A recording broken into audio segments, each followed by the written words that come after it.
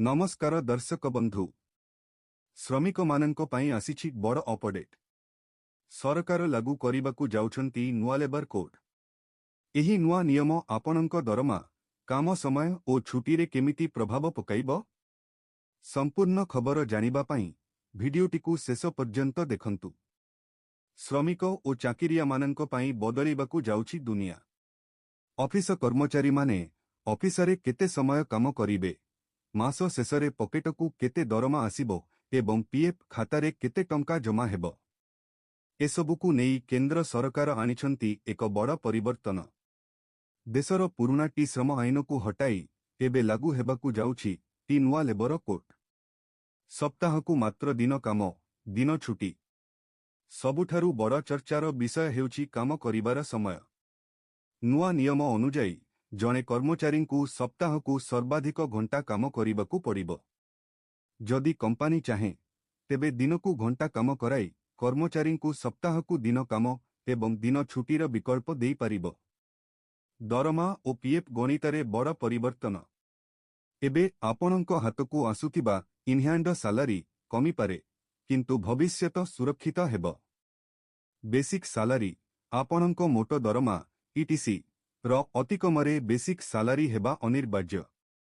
PF अवदान basic salary बढ़िबा द्वारा आपणंक PF काट अधिक हेबो, जहां फलरे अवसर समयरे आपणंकु मोटा अंकर अर्थ मिलिबो। ग्राच्युइटी नियमरे कोहळ। पूर्वरु ग्राच्युइटी पई वर्ष काम करिबा जरूरी थिला, किंतु एबे फिक्स्ड टर्म कर्मचारींक पई मात्र वर्षे चाकिरी परे ग्राच्युइटी सुविधा मिलिबो। साधारण कर्मचारींक पई एही सीमा वर्ष रहिछि।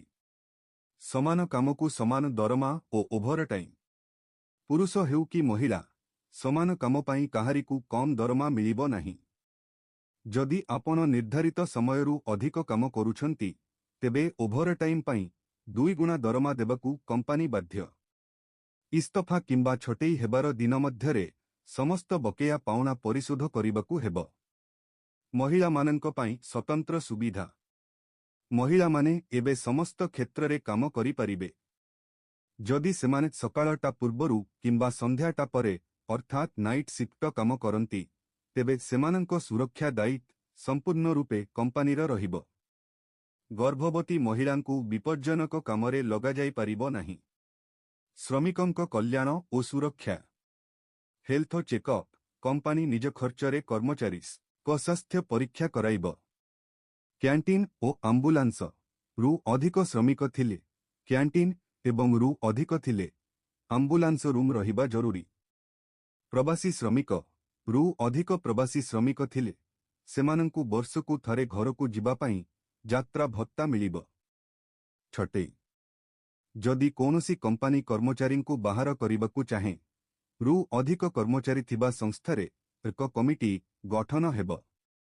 रु अधिक श्रमिक थिबा कंपनी को छटेई पई सरकारंको अनुमति नेबाकू पड़िबो एवं मास पूर्वरु नोटिस देबाकू हेबो।